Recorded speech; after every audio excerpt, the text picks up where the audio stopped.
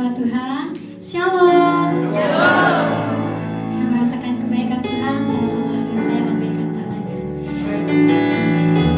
Katakan di sebelah kanan kiri, sebelah kanannya katakan Tuhan Yesus baik.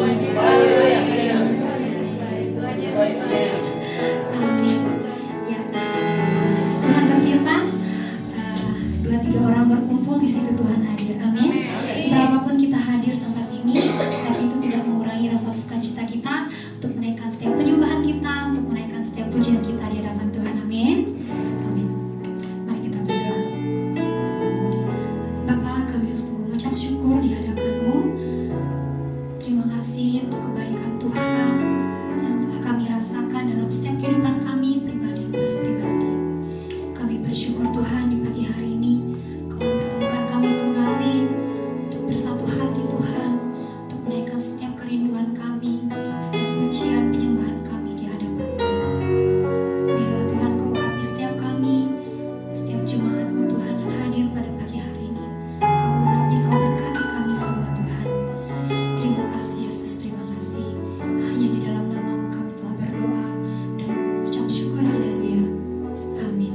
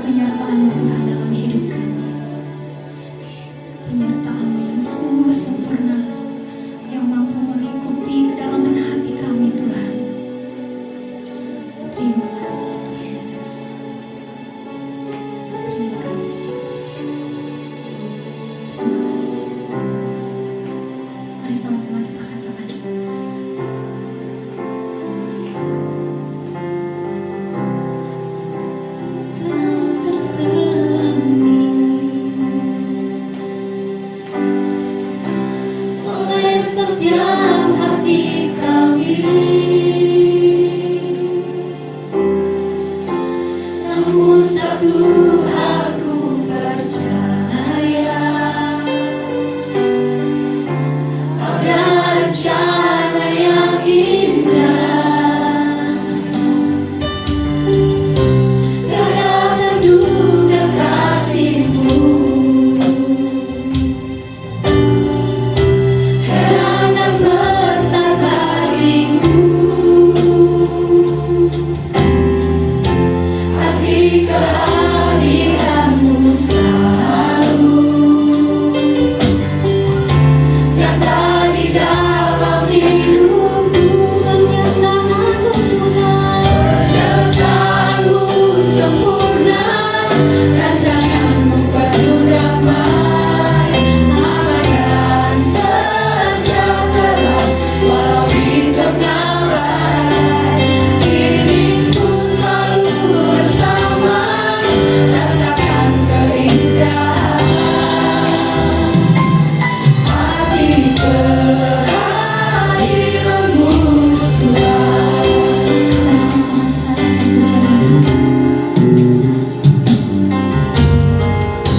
Jalan-Mu tak terselami oleh setiap hati kami. Namun satu hal ku percaya, ada rencana yang indah, tiada terduga kasih-Mu. Heran dan besar bagiku arti kehadiran-Mu selalu nyata di dalam hidupku.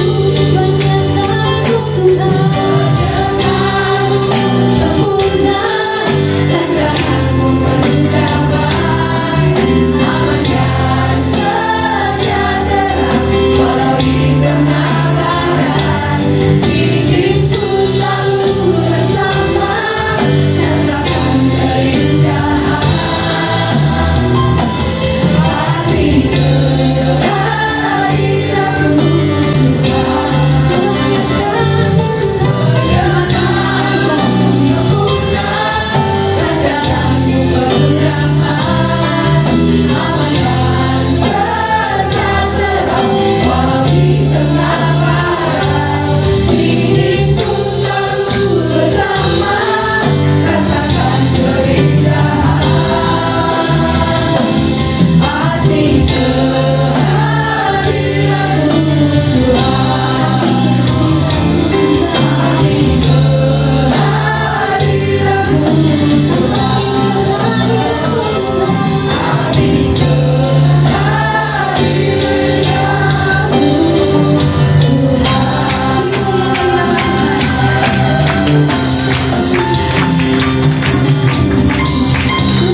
Di setiap ujian kami Tuhan, setiap penyembahan kami Tuhan, kami naikkan di hadapan-Mu.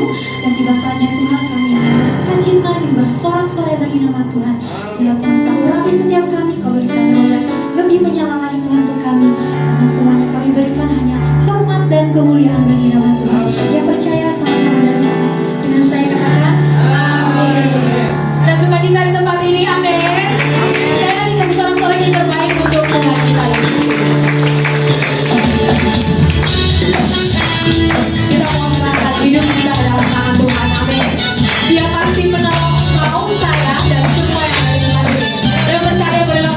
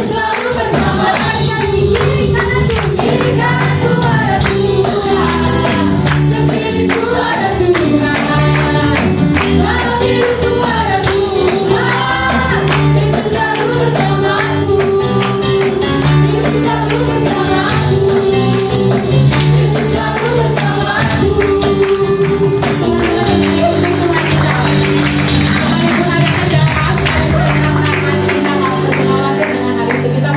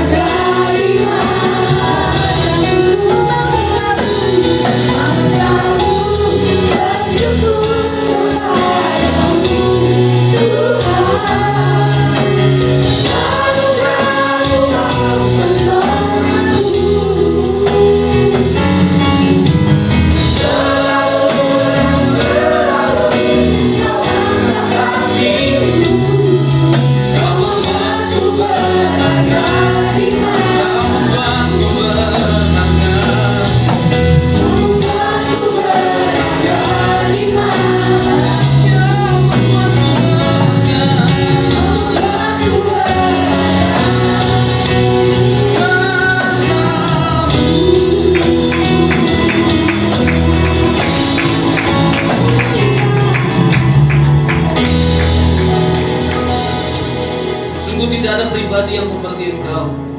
Engkau sungguh mulia. Engkau lebih berharga dari apapun dan siapapun. Sungguh kami mengasihi Engkau ya Tuhan, yang telah lebih dahulu mengasihi kami. Kami bersyukur punya Allah seperti Engkau. Kami bersyukur bisa mengenal Engkau dan belajar untuk terus menyenangkan hati-Mu ya Tuhan. Tuhan, buat kami lebih dalam lagi mengerti kebenaran firman dan menghidupinya, supaya nama Tuhan dipermuliakan lewat hidup kami. Dalam Kristus Yesus Tuhan yang hidup, kami siap mendengarkan firman. Amin, amin, amin. Puji nama Tuhan. Hari ini saya akan menyampaikan kebenaran firman Tuhan. Sebelum saya menyampaikan firman Tuhan, lebih baik untuk saya pertama-tama memperkenalkan diri dulu, karena sudah cukup lama ya saya nggak melayani di tempat ini, karena saya pernah melayani di gereja yang sebelumnya. Nah mungkin juga banyak yang baru ya. Nama saya Robson. Kalau lihat wajahnya seperti orang barat ya, Batak rantau maksudnya. Saya dari Riau, tepatnya di kota Dumai, dan saya sekarang berdomisili di kota Jakarta, mengajar dan melayani di Jakarta. Nah cukup sekian perkenalan diri. Mengenai status nanti kita selesaikan setelah ini. Haleluya. Nah saya akan menyampaikan satu kebenaran dengan judul pengejaran yang mulia. Bukan pengajaran ya, tapi pengejaran yang mulia.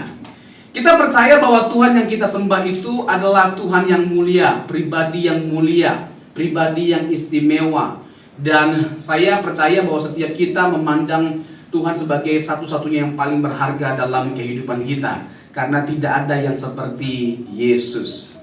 Jadi kita kagum ya akan segala hal dari atau tentang Yesus kita, karena memang segala sesuatu tentang Yesus itu unik adanya. Dia indah, dia istimewa bagi setiap kita. Mari terlebih dahulu kita buka Alkitab kita dalam Filipi pasal yang ketiga ayat yang ke-10. Filipi pasal yang ketiga ayat yang ke-10. Yang sudah dapat katakan amin. Amin. Yang belum dapat katakan aman. Oh, masih ada yang belum dapat berarti. Yuk kita baca secara bersama-sama dalam hitungan yang ketiga. 1, 2, 3, iya.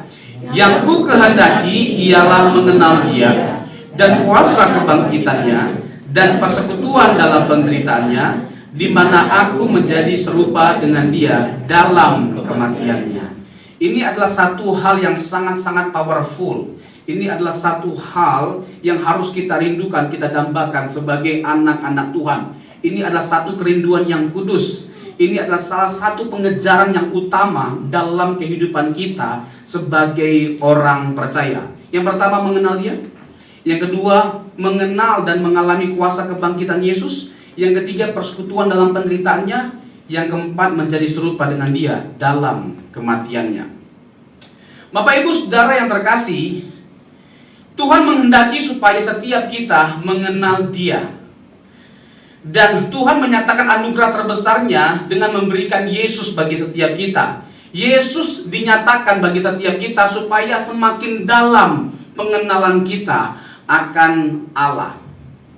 Dan apa yang membuat kita bersyukur kepada Tuhan pada akhirnya bukan hanya sekedar karena segala sesuatu yang kita inginkan Dia penuhi, tetapi sesuatu yang tidak pernah kita pikirkan, sesuatu yang tidak mungkin bisa kita dapatkan dengan cara apapun dan bagaimanapun, Dia berikan itu bagi setiap kita. Apa itu? Keselamatan melalui anaknya yang tunggal.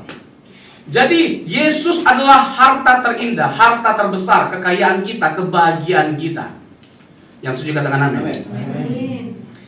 Jadi kebahagiaan kita, kekayaan kita, harta kita bukan pada apa yang Tuhan berikan, tapi pada Tuhan sendiri, pada pribadi Tuhan sendiri. Dialah harta kita yang sesungguhnya. Kita belum kehilangan apa-apa hanya karena kita jatuh miskin atau bangkrut. Karena apa? Karena kita masih punya Tuhan. He is more than everything. Dia lebih dari segala sesuatunya. Dan dialah harta kita yang sesungguhnya. Jadi jangan berkecil hati hanya karena ada sesuatu yang buruk yang sedang kita alami. Percayalah, selama Tuhan ada bersama dengan kita, semuanya baik-baik saja. Selama Tuhan bersama dengan kita, semuanya akan baik-baik saja. Persoalannya adalah apakah kita tetap bersama dengan Tuhan. Masalah itu selalu ada dan pasti ada. Jadi kalau kita percaya Yesus, tujuannya bukan supaya tidak ada masalah, tapi supaya kita kuat dalam menghadapi masalah.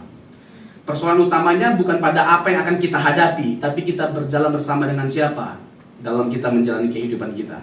Yang setuju katakan amin. Jadi kesulitan hidup, tantangan hidup, ya masalah, ya silih berganti bisa datang dalam kehidupan kita.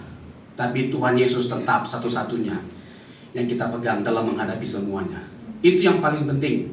Ya, ada kalanya Bapak Ibu Saudara terkasih, Tuhan tidak langsung menolong kita dari kesulitan hidup yang kita alami. Karena kesulitan hidup yang kita alami bisa menjadi berkat bagi karakter kita, bagi jiwa kita. Itu menjadi vitamin jiwa. Vitamin jiwa bagi setiap kita. Jadi kesulitan hidup itu bisa dipakai Tuhan sebagai sarana untuk membawa kita lebih dekat lagi sama Tuhan, lebih mengenal Tuhan. Atau kesulitan hidup yang kita alami bisa dipakai oleh Tuhan sebagai sarana untuk menyadarkan kita, jangan-jangan kita udah jauh dari Tuhan. Disadarkan kita, dihajar kita.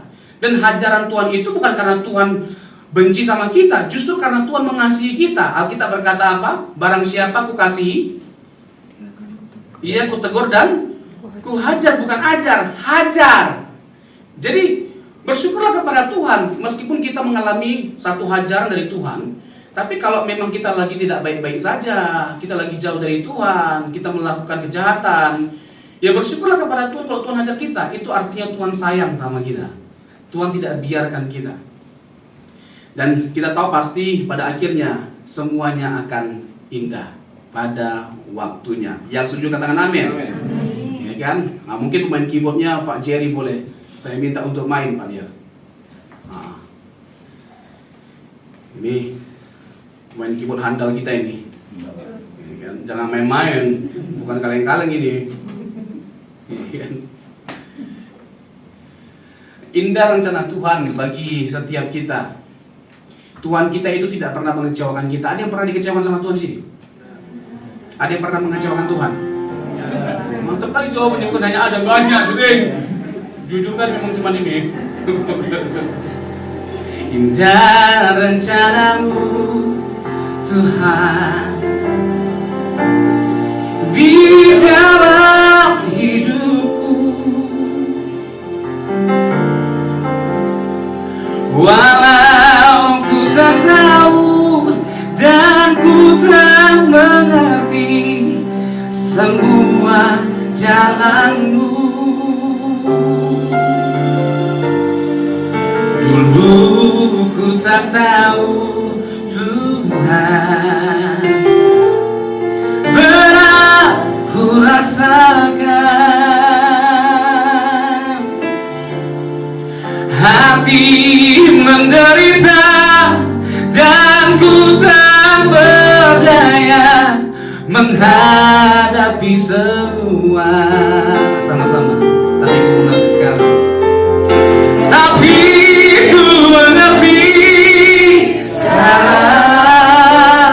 sayang padaku. Kau sayang padaku. Kini ku melihat dan ku merasakan indah rencanamu. Tapi ku mengerti sekarang. Kau sayang padaku. Kini ku melihat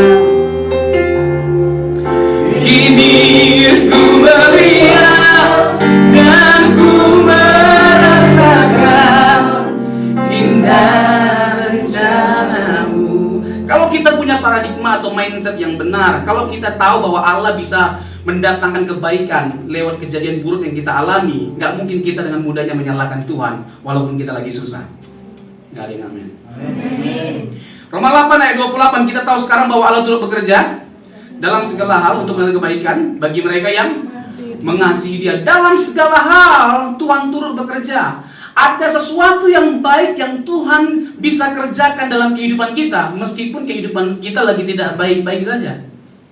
Tuhan kita cakap, Tuhan kita itu adalah pribadi yang mengasihi kita. Jadi kalau Tuhan mengizinkan satu masalah terjadi dalam kehidupan kita, tujuannya bukan untuk menghancurkan kita. Sebagai orang Kristen harus benar cara pandang kita. Justru seharusnya kita memandang seperti ini. Itu adalah kesempatan bagiku untuk menunjukkan kasihku, kesetiaanku pada Tuhan. Bahwa apapun yang terjadi dalam kehidupanku, separah apapun keadaanku hari ini, itu tidak akan membuat imanku goyah, lemah. Itu tidak membuat aku undur daripada Tuhan. Amin. Amin.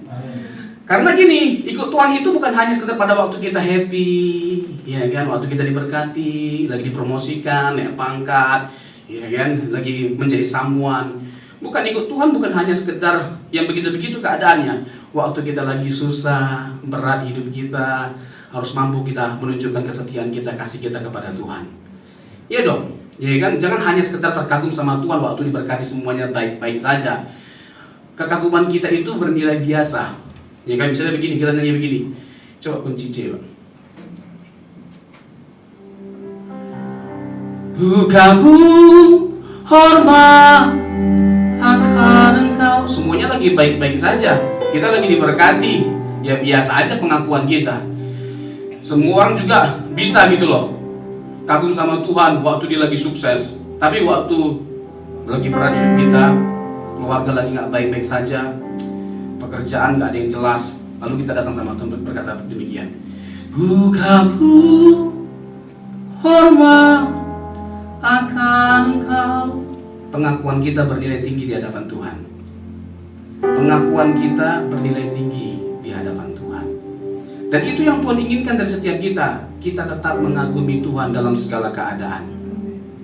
Percayalah, Tuhan kita itu adalah pribadi yang benar-benar mengasihi kita. Dia ingin kita mengalami kebaikannya, tapi dengan cara dan waktunya. Sekali lagi ya, Dia ingin kita mengalami kebaikannya dengan cara dan waktunya. So jangan atur-atur Tuhan. Ya kan, kalau ada pun masalah hari ini yang kita alami, jangan cepat-cepat kita berdoa, aku cabut dalam nama Yesus, aku cabut dalam nama Yesus, seperti cabut bulu bebek, Pak. Ya kan? Tapi doa dengan kedewasaan, bukan hanya dengan iman, dengan kedewasaan. Bagian mana dari karakterku ya Tuhan yang mau Tuhan pulihkan, yang Tuhan mau ubahkan.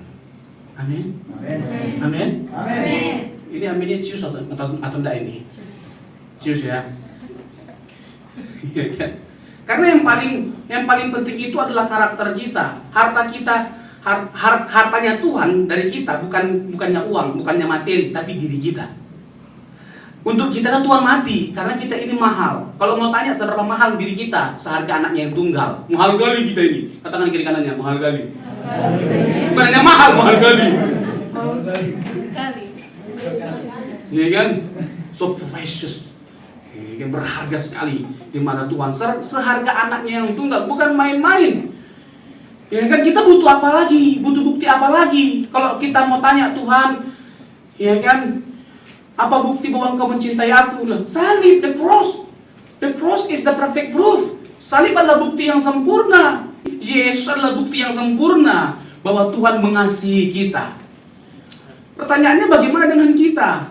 Ya kan? Adakah kita belajar untuk sabar, menanti jawaban daripada Tuhan? Ya kan? Jawaban dari Tuhan itu yaitu sesuai dengan cara dan waktunya Tuhan. Kalaupun apa yang kita inginkan Tuhan tidak indahkan, percayalah ada sesuatu yang lebih baik yang Tuhan sudah rancangkan dan akan kerjakan. Amin ini agak false. Amin. Sambil mikirin masalah, belum selesai. Ya kan? Ya, tinggal tunggu waktunya Tuhan. Sekali lagi, kalaupun Tuhan tidak indahkan, percayalah ada sesuatu yang lebih baik yang Tuhan pikirkan. Dan tidak mungkin Tuhan membiarkan kita. Dan segala perkara dapat kita tanggung bersama dengan Dia yang memberi kekuatan kepadaku. Ini banyak nyanyi ini. Segala perkara dapat ku tanggung di dalam Dia yang memberi kekuatan. Tuhan Yesus penolong dan sabar. Tetap percaya Tuhan setia. Sekali lagi ya. Segala perkara sama-sama. Segala perkara dapat ku tanggung di dalam Dia yang memberi kekuatan. Tuhan Yesus penolong dan sabar. Yang kencang suaranya. Tetap percaya Tuhan setia. Ya kan? Bapak Ibu, segala perkara dapat kita tanggung bersama dengan siapa? Bersama dengan Yesus. Percayalah, kalau bersama dengan Yesus tidak ada yang mustahil. Semuanya bisa kita lakukan, semuanya bisa kita hadapi, semuanya bisa kita selesaikan. Tuhan pasti menolong kita, tapi bentuk pertolongan Tuhan itu beragam ya, banyak macamnya. Nggak harus mujizat. Ada kalanya kita nggak mengalami mujizat Tuhan, tapi Tuhan kasih kita kekuatan untuk kita mampu menghadapi persoalan. Itu juga pertolongan. Halo? Iya kan? Kekuatan itu juga pertolongan daripada Tuhan. Makanya Paulus berkata demikian, segala perkara dapat kutanggung bersama Dia yang memberi kekuatan kepadaku. Nah, bahkan masalah atau persoalan hidup yang kita alami bisa menjadi sarana yang Tuhan pakai untuk mendewasakan setiap kita, menjadi semakin dewasa kita lewat masalah yang Tuhan pakai. Ya, kita bisa pada akhirnya mengenal Tuhan lebih dalam lagi. Apa kata Paulus? Kata Ayub ketika di akhir cerita kehidupan yang tragis yang dialami. Di pasal 42, Ayub berkata demikian, dulu aku mengenal engkau dari apa kata orang, tapi hari ini mataku memandang engkau. Tahu nggak? Yang paling disyukuri oleh Ayub itu bukan berkat jasmani, bukan berkat lahiriah, bukan materi. Ya kita syukuri semuanya itu juga berkat. Tapi yang paling penting adalah berkat rohani. Berkat rohani. Bagaimana kita menjadi semakin dewasa rohani, itu yang paling penting. Dan pengenalan akan Tuhan yang lebih dalam lagi, ini adalah berkat rohani. Beda loh cara kita, beda loh kualitas hidup kita kalau kita telah menjadi orang ya yang makin dalam mengenal Tuhan. Beda. Sekali lagi ya, Ayub tidak sedang mensyukuri berkat jasmani, meskipun itu adalah berkat yang perlu kita syukuri. Tapi yang paling disyukuri oleh Ayub adalah berkat rohani. Ketika dia akhirnya makin dalam mengenal Tuhan, itu yang paling disyukuri oleh Ayub. Nah, seharusnya kita sebagai anak-anak Tuhan belajar dari kisah Ayub. Bagaimana kita memperkarakan perkara rohani lebih dari perkara-perkara apapun. Jangan sampai untuk dunia, untuk urusan dunia kita all out. Untuk perkara rohani kita nggak all out. Untuk pekerjaan Tuhan kita nggak all out. Harus lebih all out dari apapun untuk pekerjaan Tuhan. Yang setuju katakan amin. Ya kan? Mengenal Dia, mengenal Allah melalui Yesus Kristus itu adalah inti dalam kekristenan. Itu adalah inti dalam kekristenan. Dan pengenalan Allah melalui Yesus Kristus merupakan penyataan khusus dari Allah. Yesus adalah Allah yang berinkarnasi. Dia adalah Allah. Yang setuju katakan amin. Amin. Ya, iman kita itu banyak sekali diserang. Salah satunya mengenai Kristus. Apakah Yesus itu adalah Tuhan? Masa orang Kristen menyembah manusia? Yesus itu kan manusia yang diangkat jadi Tuhan waktu konsili tahun 325 abad keempat di Nisea. Oh, banyak sekali tuduhan. Ya kan, Allah nggak bisa mati kan Pak Pendeta? Iya. Berarti Yesus bukan Allah kan? Kenapa emangnya? Ya berarti Yesus bukan Allah karena dia mati. Loh, kok jadi begitu Ferguson? Loh, Yesus mati itu kan membuktikan yang pertama, Yesus mati membuktikan bahwa dia adalah benar-benar manusia. Lalu membuktikan bahwa dia benar-benar Allah. Dia Allah tapi bisa berinkarnasi jadi manusia. Bisa nggak Allah jadi manusia? Ya bisa dong. Allah Maha Kuasa, apapun bisa dilakukan. Allah bisa nggak jadi kucing? Nggak ada orang di sini. Allah bisa nggak jadi kucing? Allah bisa nggak jadi gunung? Jadi rusa? Kenapa Allah nggak jadi rusa, nggak jadi gunung, nggak jadi kucing? Karena bukan rusa, bukan gunung yang berdosa. Katakan kiri kanannya kamu. Jangan takut sama orang berdosa. Kita semua orang berdosa. Biasa aja, Pak.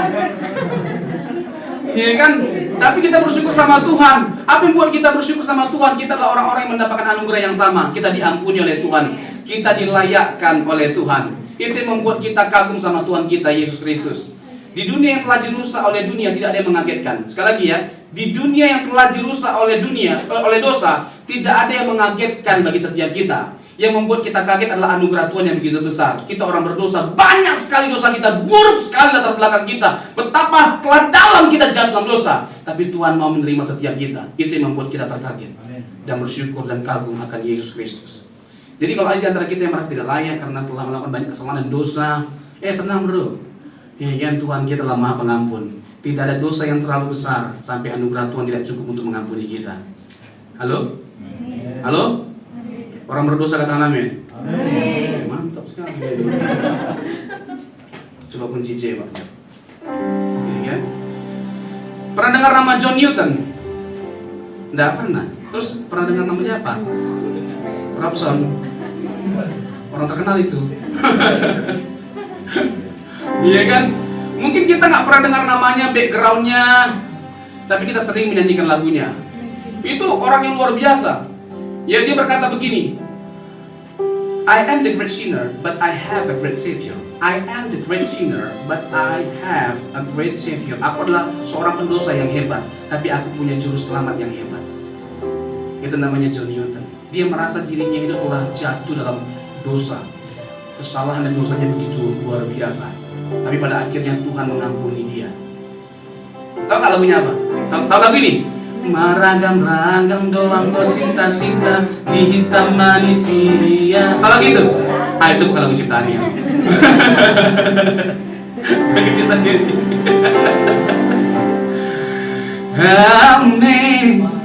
Amazing grace, how sweet the sound that saved the wretch like me. I once was lost, but now I'm found. I was blind, but now I see. Itu lagunya, sama-sama kita nyanyikan yuk. Amazing grace, how sweet the sound that saved the wretch like me. I once was lost, but now I'm found. I was blind, but now I see. Siapa yang bangga punya Tuhan seperti Yesus? Boleh berikan tepuk tangan bagi kita. Haleluya. Ya Tuhan, Yesus kita itu segala-galanya bagi setiap kita. Yesus adalah yang terbaik. Keputusan terbaik yang pernah kita ambil adalah ketika kita memilih untuk percaya kepada Yesus. Sekali lagi ya, keputusan yang terbaik yang pernah kita ambil dalam hidup kita adalah ketika kita memilih untuk percaya kepada Yesus. Sekali lagi, dialah harta kita yang terbesar, dialah kekuatan kita, dialah kekayaan kita, dialah sukacita kita, dialah alasan untuk kita hidup. Ya, dia bukan hanya sekedar tahu tujuan dari kehidupan kita, tapi dialah tujuan hidup kita. Sekali lagi, dia bukan hanya tahu tujuan dari kehidupan kita, tetapi dialah tujuan hidup kita. Yesus berkata demikian, Yohanes 14 ayat yang ke-6. I am the way, the truth, and the life. No one come to the Father except by me. Akulah jalan kebenaran dan hidup. Tidak seorang pun yang sampai kepada Allah Bapa kalau tidak melalui aku. Jadi, Yesus itu adalah Tuhan. Yesus itu adalah Allah. Hanya Allah yang bisa menyelamatkan kita. Jadi kalau kita percaya Yesus itu juru selamat, maka kita juga harus percaya bahwa Dia adalah Allah. Sebab bagaimana mungkin kalau Yesus bukan Allah, Dia mengerjakan keselamatan? Gak mungkin. Karena Dia Allah lah, makanya Dia datang untuk menyelamatkan setiap kita. Jadi masalah orang mau mengatakan ya yang tidak yang bukan tentang iman kita akan Yesus, ya silakan saja. Tapi kalau mau ditanyakan apakah kita punya argumentasi yang kuat, sangat kuat Ferguson, bukan hanya kuat, sangat kuat. Ini kan bisa dipertanggungjawabkan secara teologi, secara filosofis maupun secara historis. Ya, dalam Matius pasal yang ke-16, suatu kali Yesus bertanya, menurut orang siapakah aku? Ada yang bilang Yohanes Pembaptis, ada yang bilang Yeremia, ada yang bilang Elia, atau salah satu di antara para nabi. Apa kata Petrus selanjutnya? Ketika Yesus bertanya, menurut kamu siapakah aku? You are the Messiah, the Son of the living God. Kamu adalah Mesias, anak Allah yang hidup. Nah, apa kata Yesus atas pengakuan Petrus? Berbahagialah engkau Petrus, karena bukan manusia yang mengatakannya, tetapi Bapakku yang di sorga. Tahu nggak, untuk bisa mengenal Yesus dibutuhkan anugerah Bapa. Untuk bisa mengenal Yesus dengan benar dibutuhkan anugerah Bapa. Konteks itu sering disalahpahami. Pengkhotbah yang motivasional itu kan sering begini. Yang paling penting di antara kita adalah bagaimana kita memandang Tuhan itu dengan konsep pribadi kita, dengan pandangan personal. Bukan, Mbak. Itu bukan berbicara tentang pandangan personal, tapi pandangan yang benar. Pandangan yang benar. Jadi kalau ada gereja atau pendeta yang tidak mengakui Yesus sebagai Allah, Yesus sebagai Mesias, Yesus sebagai anak Allah, itu bukan Kristen. Ya, silakan buat agama sendiri. Entah Kristen kah, Kristen, silakan. Hah? Tapi selama mengakui dirinya Kristen, dia harus percaya bahwa Yesus itu adalah Tuhan, Yesus itu adalah Allah, juru selamat, satu-satunya Allah yang benar. Amin. Amin. Iya dong, harus begitu. Iya kan? Yesus benar-benar bangkit dari kematian, dan itu bisa dibuktikan banyak saksi matanya. Nanti saya ada singgung sedikit kalau waktunya cukup, ya kan? Kalau nggak cukup ya nanti bisa diundang lagi, kan? Nggak usah susah-susah lah, ya kan? Kita bukan orang susah. Jadi nggak perlu takut, ya kan? Nggak perlu takut, nggak perlu khawatir. Kita memiliki iman yang berdiri di atas argumentasi yang kokoh, dasar yang kuat. Yang kedua, mengenal dan mengalami kuasa kebangkitan Yesus. Kebangkitan Yesus adalah peristiwa sejarah, tapi itu bukan hanya sekedar peristiwa sejarah, tapi itu adalah peristiwa yang mengubahkan. Tidak ada peristiwa yang lebih mengubahkan setiap kita selain peristiwa kebangkitan Yesus Kristus. The power of His resurrection. Kuasa kebangkitan Yesuslah yang mengubahkan. Kalau tidak ada kebangkitan Yesus, tidak ada kekristenan. Kalau tidak ada kebangkitan Yesus, tidak ada gereja. Kalau tidak ada kebangkitan Kristus, tidak ada kehidupan di balik kematian. Jadi Yesus yang bangkitlah yang memberikan garansi bagi setiap kita untuk kita bisa masuk ke sorga. Amin. Dialah alasan untuk kita suatu hari nanti mengalami kebangkitan. Dialah alasan untuk kita percaya bahwa kita akan menikmati segala sesuatu yang Tuhan janjikan. Segala kenikmatan, segala keindahan yang ada di sorga nanti akan kita nikmati. Karena siapa? Karena siapa? Karena Yesus yang telah mati dan bangkit bagi setiap kita. Pak Pendeta, ini kan zaman modern. Ya, kalau mau dikonfrontir, bagaimana cara membuktikan bahwa Yesus itu benar-benar bangkit dari kematian? Kalau dari Alkitab sendiri ada 4 alasan. Minimal ada 4. Yang pertama, kubur kosong. Kan ada lagu yang mengatakan demikian, kubur kosong membuktikan dia hidup. Tapi kubur kosong itu bukan satu-satunya bukti, karena bisa aja mayatnya dicuri kan. Seperti tuduhan para imam, udahlah bilang aja kalian lagi tertidur, lalu para murid itu datang untuk mencuri.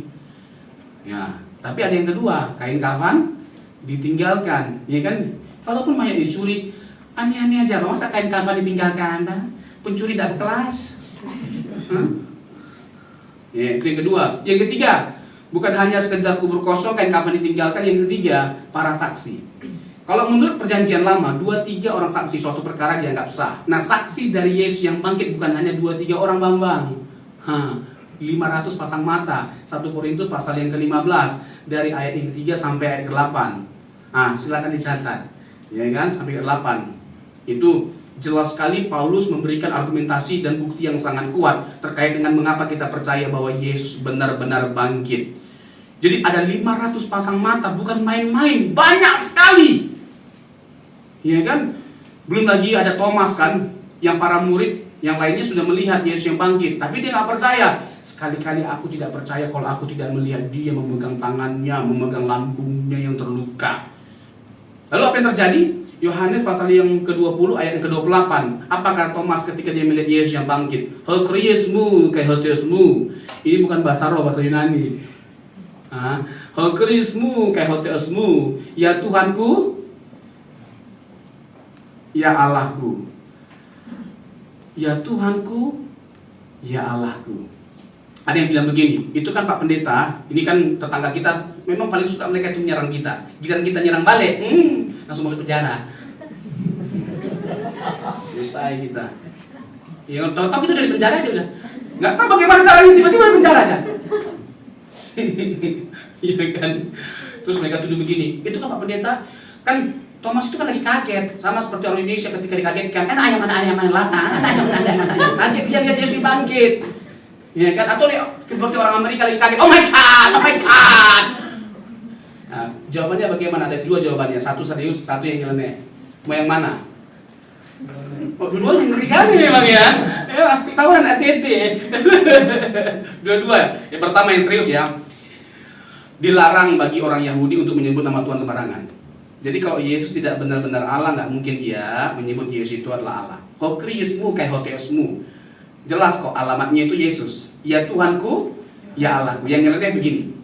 Kalau dibilang bahwa Thomas itu kaget itu telat. Ini kan Yesus nampakkan diri. Thomas itu ngomong-ngomong panjang lebar.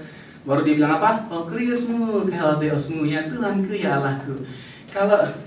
Kalau dia udah ngomong panjang lebar, baru dia kaget. Kalau saya tuh Yesus telat kaget, mau telat dari tadi aku datang, telat. Dan tadi baru datang, telat kali kagetnya. Setelah 20 menit, setelah masuk baru kaget. Dan tadi bang, pas aku nongol baru kaget. Bisa nangkap nggak? Bisa nangkap nggak? Jadi itu bukan suatu kekagetan. Itu yang saya bilang sering ya kalau dalam khotbah ya. Orang boleh bodoh tapi yang sempurna. Sempurna kali bah bodohnya.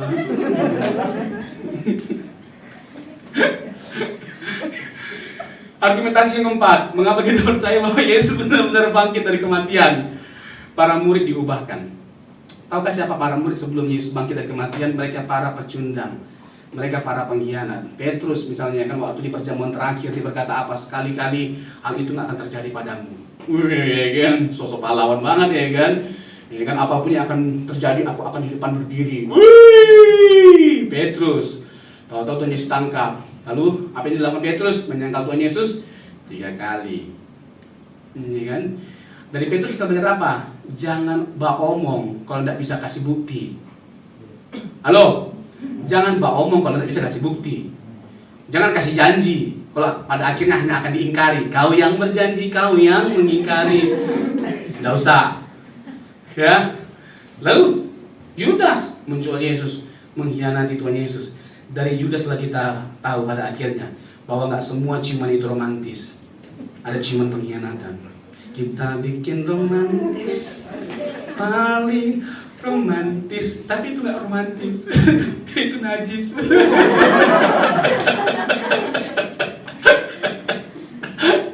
Iya kan? Nah, kalau mau dipertanyakan, jawaban yang paling logis mengapa untuk menjawab persoalan itu? Jawaban yang paling logis, mengapa para murid pada akhirnya bisa berubah dan perubahan mereka radikal? Yesus yang bangkit, the power of His resurrection. Kuasa kebangkitan Yesus yang mengubahkan para murid. Sehingga seburuk apapun karakter mereka, seburuk apapun latar belakang mereka, kuasa Tuhan mengubahkan mereka pada akhirnya. Alasan yang sama yang bisa kita pegang, yang bisa kita yakini untuk kita mengalami perubahan. Seburuk apapun kehidupan kita, Tuhan mampu untuk mengubahkan setiap kita. Yesus yang bangkit mampu untuk memulihkan keadaan kita. Tangannya selalu terbuka untuk menerima kita apa adanya. Only by His grace we are saved, we are changed. Karena anugerah Tuhan kita diselamatkan, karena anugerah Tuhan kita diubahkan. Makanya saya setuju dengan apa yang dibilang sama Martin Luther, sola fide, sola gratia, sola scriptura, sola ria, restoran. Oleh iman, oleh Alkitab, oleh anugerah, hanya karena kasih karunia Tuhan kita boleh diterima. Betul? Iya kan? Kita diterima Tuhan apa adanya, tapi Tuhan tidak hanya sekedar membuat kita diterima apa adanya, tapi Dia memoles kita, menghiasi kita sehingga kita jadi ada apanya, sehingga kita menjadi mempelai wanita yang layak untuk bersama dengan Tuhan Yesus sang mempelai pria. Jadi kuasa kebangkitan Yesus itu begitu dahsyat, begitu luar biasa. Kebangkitan Yesus adalah jantung dari kekristenan, jantung atau inti dari kekristenan, runtuh iman kekristenan kalau Yesus ternyata tidak bangkit. Jadi jatuh bangunnya kekristenan itu terletak pada satu peristiwa. Apa namanya? Apa namanya? Peristiwa kebangkitan Tuhan Yesus. Lalu yang selanjutnya, persekutuan dalam penderitaannya. Kekristenan itu identik dengan penderitaan. Mengikut Yesus itu nggak gampang. Makanya kalau ikut Yesus hanya mau enaknya saja, salah alamat, ayu ting alamat palsu. Halo? Iya kan? Kalau ikut Yesus nggak mau menderita, ya salah alamat. Yesus sendiri yang ngomong, Matius pasal 16 ayat 24. Ya kan, menyangkal diri. Sangkal diri, pikul salib. Pikul salib bukan pikul rantang loh. Pikul rantang itu teologi kemakmuran, itu merusak. Tuhan nggak pernah menjanjikan, ya kan, kekayaan kemakmuran dalam mengikut Dia. Ya kan, Tuhan menantang kita untuk pikul salib, sangkal diri. Pikul salib itu pada waktu itu artinya apa? Kita sedang dalam proses menuju kematian. Mati loh.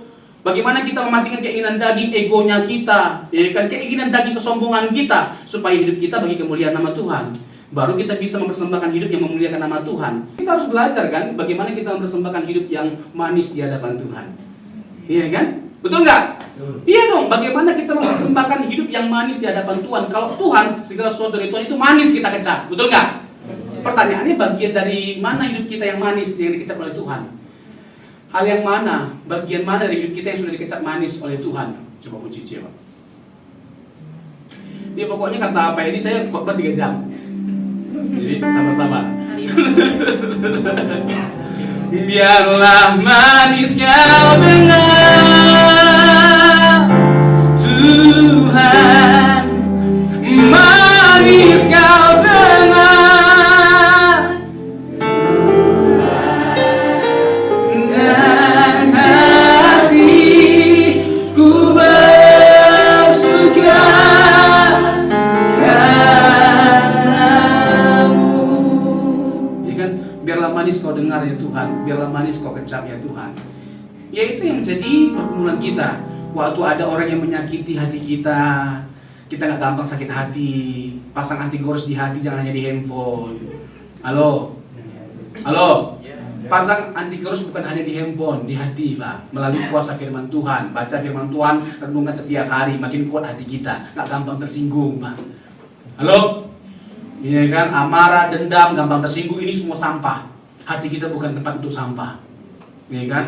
Ada lagunya itu, jagalah hati, jangan kau nodai, jagalah hati, lentera hidup ini, ku kan menari. Beda server. Kita berkata, jagalah hatimu dengan segala kewaspadaan, karena dari situ terpancar kehidupan. Ya, hati itu tempat dari hal-hal yang baik. Mengapa bibir kita busuk, pikiran kita busuk, tindakan kita busuk? Karena hati kita busuk. Ada orang yang mengumpat kita, ada orang yang memfitnah kita. Perkatakan perkataan yang penuh berkat, yang membangun, yang memotivasi, perkataan yang mengampuni. Amin. Amin. Iya. Gak mudah untuk kita mengampuni orang yang bersalah kepada kita, tapi percayalah, indah kalau kita belajar melepaskan pengampunan. Seperti Yesus, kita ada hari ini, ya, kita bisa ada hari ini karena ada pribadi yang mengampuni kita. Betul nggak? Jadi jangan ada orang yang merasa rugi, ya kan? Merasa rugi hanya karena mengampuni. Enak kali dia itu, aku ampuni, enak kali. Yang enak itu kita. Halo? Yang enak itu kita, ya kan? Jangan sampai kita sudah disakiti, tambah penyakit stroke lagi. Dengan kita tahan kebencian, dendam, kepahitan. Jadi semuanya itu sampah, gak akan mengubahkan apa-apa. Ya kan? Tapi kalau kita mau melakukan pengampunan, Tuhan mampu mengubahkan hidup kita menjadi lebih baik, menjadi manis. Amin? Iya kan? Waktu disakiti, ya kan? Tapi kita mengampuni. Wah, ini dikecap manis oleh Tuhan. Suami, ya kan? Punya istri tapi cerewetnya luar biasa. Aduh. Tapi tetap dia mengatakan, Mi, kalau kamu cerewet, kamu makin cantik loh. Ih. Iya kan? Ini dikecap manis oleh Tuhan. Amin?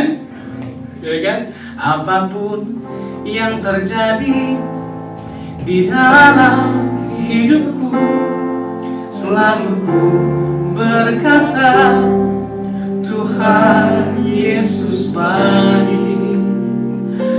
Dalam segala hal yang terjadi, tetap ku berkata, Tuhan Yesus baik. Kan refnya begini, ku sembah Kau, ku sembah Kau. Tapi sebelum kita masuk ke ref, mari dengan jujur kita perkarakan, apakah kita adalah seorang yang dapat Tuhan bersyukur dalam segala hal? Apakah kita tetap bersyukur sama Tuhan walaupun kita lagi tidak baik-baik saja, walaupun kita lagi banyak susah? Nah, itu kita perkarakan.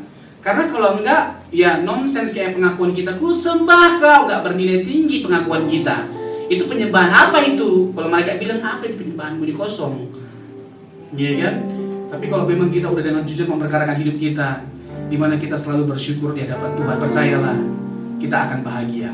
Bukan bahagia yang membuat kita bersyukur, tapi bersyukurlah yang membuat kita bahagia. Sekali lagi ya, bukan bahagia yang membuat kita bersyukur, tapi bersyukurlah yang membuat kita bahagia.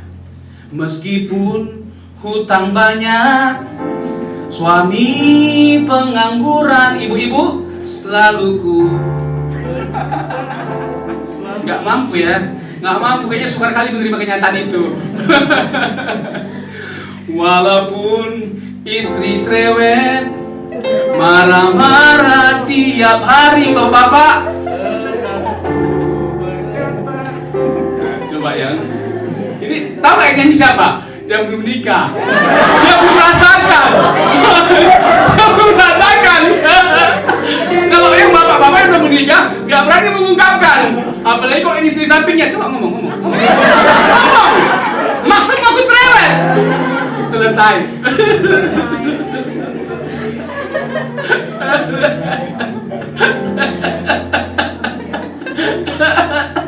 Aduh, ya kan, ibu ya kan jangan dilawan, keras terkuat di muka. Ada ibu-ibu yang saking cerewetnya, bukan hanya anak-anak yang takut, suami takut, bukan. Kucing pun mau lewat takut. Meong apa meong? Saking cerewetnya. Tapi ibu-ibu di sini nggak ada yang seperti itu. Bye.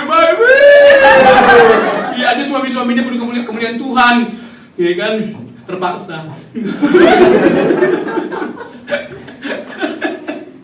Aduh Tuhan. Jadi kita harus bersiap diri untuk menjadi orang Kristen yang sungguh-sungguh, yang dewasa rohani, Kristen sejati. Orang Kristen sejati tidak takut dengan apapun, dia takut akan Tuhan. Kalau kita mampu takut akan Tuhan, takut dengan Tuhan, kita nggak takut dengan apapun. Apapun keadaan kita percaya kita bisa lewati semuanya. Amin? Iya dong. Kesusahan hidup nggak membuat kita gentar. Iya dong, kita percaya sama Tuhan. Ya kan, dalam pelayanan bisa ada kesusahan, dalam pekerjaan bisa ada kesusahan, dalam kuliah, studi ada kesusahan, bisa. Tapi semuanya pasti bisa kita lewati kalau bersama dengan Tuhan. Susah kita memang kadang-kadang dalam menjalani kehidupan kita sebagai orang Kristen.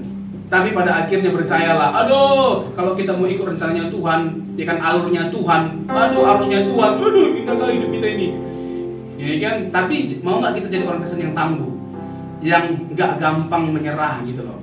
Karena seorang pemenang itu bukan seorang yang tidak pernah kalah, tapi seorang yang tidak pernah menyerah. Keren kan? Seorang pemenang bukanlah seorang yang tidak pernah kalah, tapi seorang yang tidak pernah menyerah. Semua orang pernah kalah, semua orang pernah mengalami kegagalan. Tapi bagaimana kita mengingat jati diri kita bahwa kita adalah seorang yang lebih dari pemenang. Ya kan, seorang yang lebih dari pemenang bukan ditaklukkan oleh masalah, tapi menaklukkan masalah bersama dengan Yesus. Saya suka lagu-lagu zaman dulu. Lagu-lagu zaman dulu ini enak-enak, ini kan everlasting. Lagu-lagu itu everlasting, ini kan karena memang diciptakan itu dengan pergumulan alkitabiah sifatnya. Nah, lagu ini lagu yang dulu sering dinyanyikan sama gereja-gereja Pentakosta waktu miskin-miskinnya. Kalau sekarang udah kaya-kaya, jadi jarang dinyanyikan. Padahal lagunya alkitabiah banget. Meskipun saya susah menderita dalam dunia, saya mau diri Yesus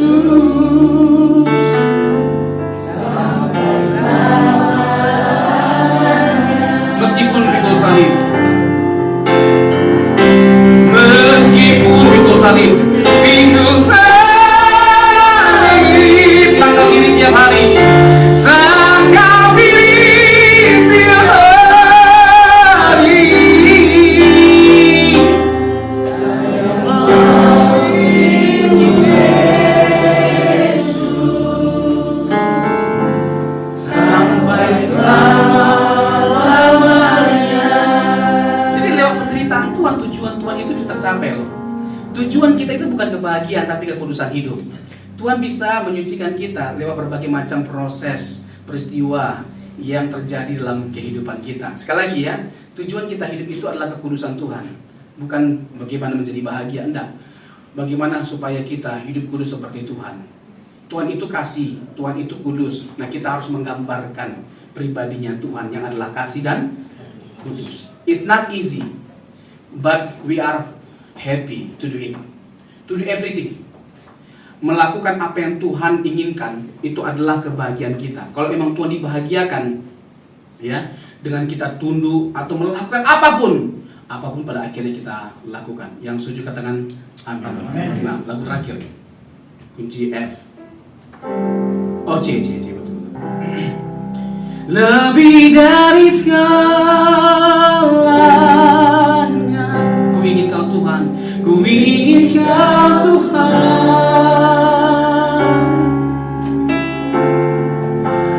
Mas perak dan permata tiada artinya. Ku ingin lebih, ku ingin lebih dekat bersekutu denganmu.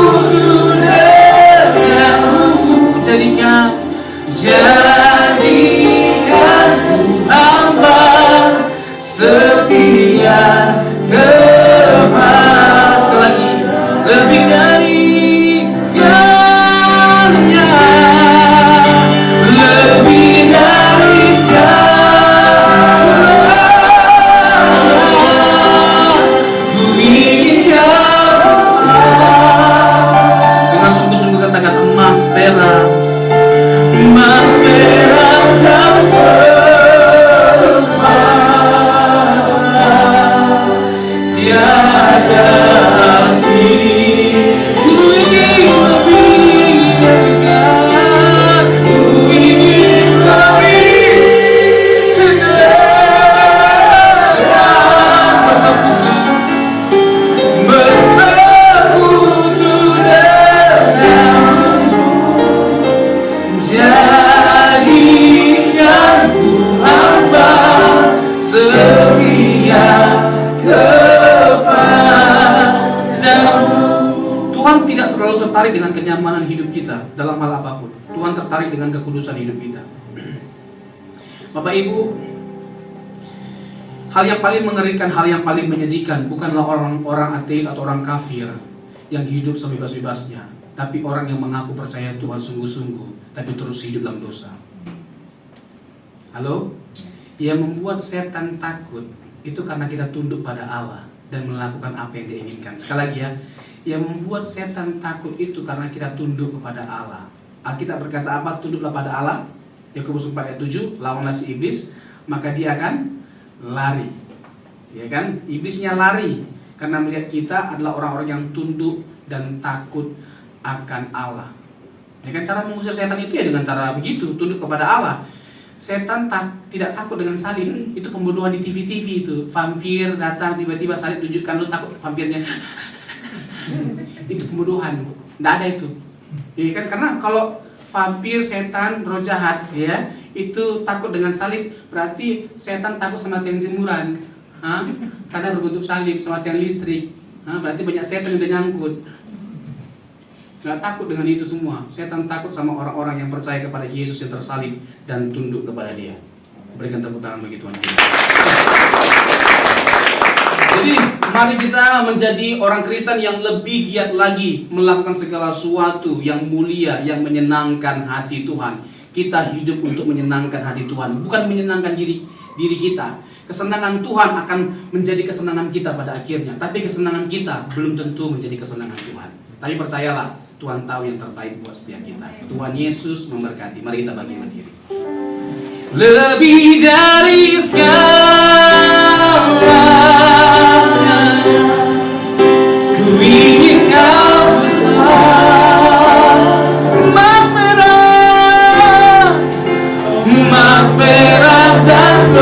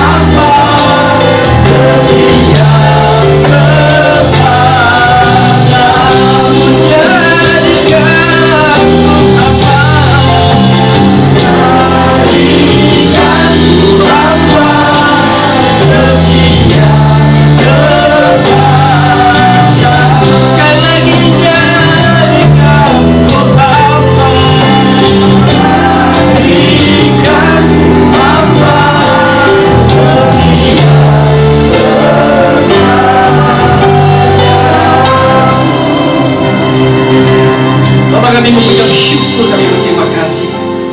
Kau sudah mengutus hamba-Mu Bapak Pendeta Robson Samosir ke tempat ini untuk menyatakan akan isi hati-Mu bagi jemaat-Mu, bagi kami semuanya ya Tuhan. Dan sungguh-sungguh kami boleh diberkati dan dikenyangkan oleh kebenaran-kebenaran daripada Engkau dengan mana surgawi-Mu ya Bapa. Kami tahu setelah kami mendengar firman-Mu, kami akan pulang dari tempat ini bukan sebagaimana kami tadi datang. Mungkin kami datang dengan beban berat, kami datang dengan segala persoalan masalah yang kami tidak tahu bagaimana jalan keluarnya. Tapi setelah kami mendengar firman-Mu, setelah kami dikenyangkan oleh kehendak-Mu melalui apa yang disampaikan oleh hamba-Mu, kami pulang sebagai orang-orang yang kuat, dikuatkan oleh kasih anugerah dan kemurahan-Mu. Terima kasih Bapa di surga, memberkati akan hamba-Mu ini. Biarlah kiranya Kau terus memakai hamba-Mu ini dengan hikmat yang limpah yang daripada Engkau, dengan kasih dan kuasa anugerah yang limpah daripada Engkau Tuhan, boleh menjadi banyak berkat, sehingga jiwa-jiwa boleh semakin banyak dibawa datang kepada Engkau ya Yesus Kristus Tuhan. Terima kasih, sungguh kami bersyukur pagi hari ini oleh karena anugerah dan kemurahan dan kebenaran-kebenaran yang Kau nyatakan kepada kami. Di dalam nama Tuhan Yesus Kristus kami berdoa dan mengucap syukur. Amin.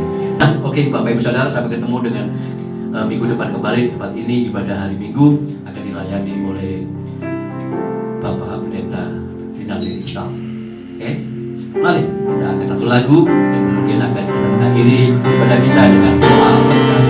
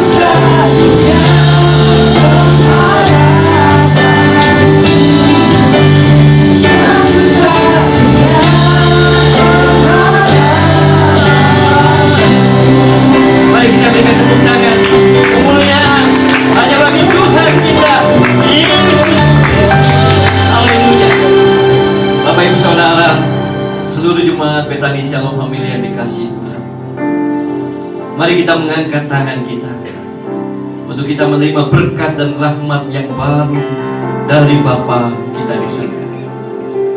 Dengan mengangkat tangan di hadapan Tuhan, dengan iman percaya di dalam Tuhan Yesus Kristus, maka saat ini pulanglah, terimalah berkat dan rahmat yang baru dari Bapa kita di surga, di dalam keluargamu, dalam pekerjaanmu, dalam pelayananmu, dan seluruh hidupmu. Terimalah anugerah kasih Bapa di dalam Tuhan kita Yesus Kristus dan kekuatan kuasanya dalam Roh Kudus yang senantiasa akan menyertai engkau, yang akan senantiasa menolongmu untuk senantiasa bisa hidup dalam kebenaran dan kehendak Bapa sampai Tuhan Yesus datang yang kedua kali, bahkan sampai selama-lamanya. Semua kita yang dengan iman telah menerima berkat dan rahmat yang baru dari Bapa kita di surga, sama-sama kita katakan